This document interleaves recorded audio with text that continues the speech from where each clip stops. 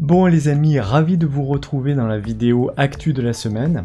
Alors dans une première partie de cette vidéo, on va parler de l'actualité au niveau économique et global macro. J'espère que cette courte revue de presse de l'actualité pourra te permettre de mieux appréhender le monde au niveau économique. Et dans une deuxième partie, on traitera de sujets d'actualité informatique comme à notre habitude. Alors je ne commenterai pas les articles économiques de cette première partie, mais si tu veux en discuter, n'hésite pas à rejoindre le club, je mettrai le lien dans la description de cette vidéo. Alors tout d'abord un article tiré du journal Le Monde. En Allemagne, l'angoisse monte face à la vague d'investissements industriels aux États-Unis et en Chine. Alors on va lire les grandes lignes de cet article.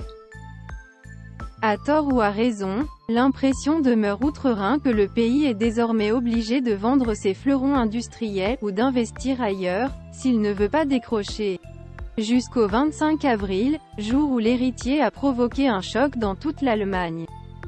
En annonçant la vente de la plus grande partie de son entreprise, dont les pompes à chaleur, pour 12 milliards d'euros, à son concurrent américain Carrier Global.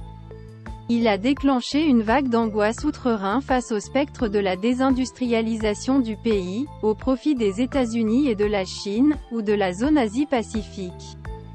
Le thème, qui dominait les débats d'experts depuis un an, s'est invité dans les talk-shows et les grands débats politiques. Peu importe que Max Wissmann s'efforce partout d'expliquer le bien fondé de son initiative. Il répète que les emplois et les sites de production allemands sont garantis pour plusieurs années. Wissmann est désormais un des premiers actionnaires de Carrier Global, pourtant 5 fois plus gros que lui, explique-t-il encore. C'est une occasion unique pour le groupe d'atteindre une taille critique, en capacité de production et en distribution, lui permettant de répondre à l'explosion à venir de la demande mondiale de pompes à chaleur, face à la concurrence asiatique. Voilà, passons maintenant à un article du journal Les Échos, intitulé « Bercy a autorisé plus de 130 rachats d'entreprises sensibles par des étrangers en 2022 ». Voyons le contenu de cet article. Selon le rapport annuel sur le contrôle des investissements étrangers en France, le Trésor avait reçu 325 dossiers.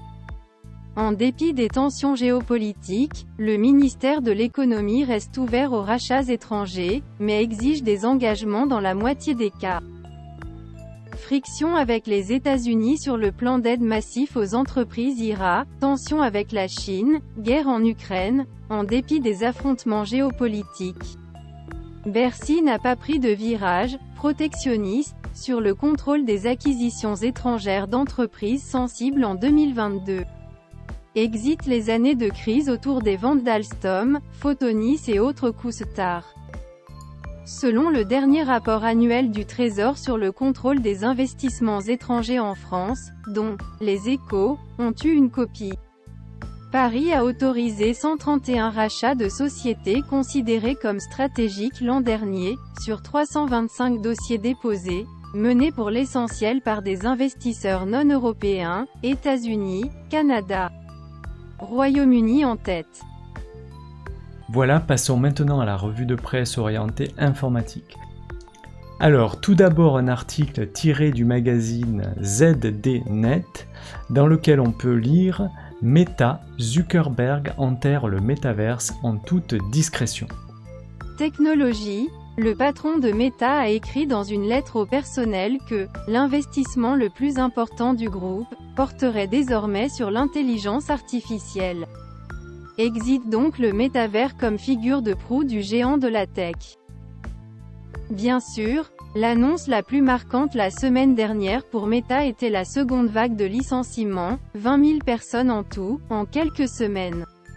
Mais le 14 mars a aussi marqué le fin d'une aventure coûteuse, tout autant que périlleuse, pour Meta. Le métavers, d'où l'entreprise tire son nom, c'est fini.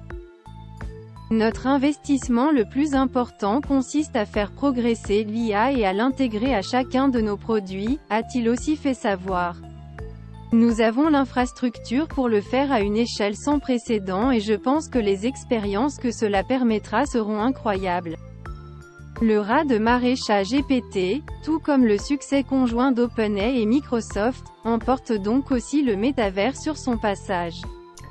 Alors l'article suivant, en fait c'est un tweet de Bitcoin News qui indique que la législature du Texas a introduit un texte qui établit que aucun citoyen du Texas ne doit être privé de ses propres droits de détenir du Bitcoin. Voilà, je te laisse l'article en anglais si tu souhaites le lire. Et je te mettrai bien sûr tous les liens dans les commentaires. Et enfin, je terminerai cette revue de presse informatique par une nouvelle un petit peu triste, c'est le décès de Gordon Moore. Alors voilà, pour ceux qui connaissent pas, Monsieur Moore, c'était donc le fondateur d'Intel en 1968, et c'est lui qui a également établi ce qu'on a appelé la célèbre loi de Moore. Je vais te donner l'article Wikipédia. Voilà, dans l'article Wikipédia, en 1965, il énonce la loi de Moore, qui veut que le nombre de transistors dans les circuits intégrés en silicium double tous les 18 mois.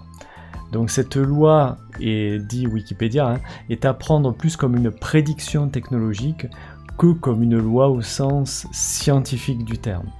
Donc effectivement, pendant pas mal de décennies, cette entre guillemets loi a été à peu près vérifiée. Voilà, bien, j'espère que tu as apprécié ce format de vidéo.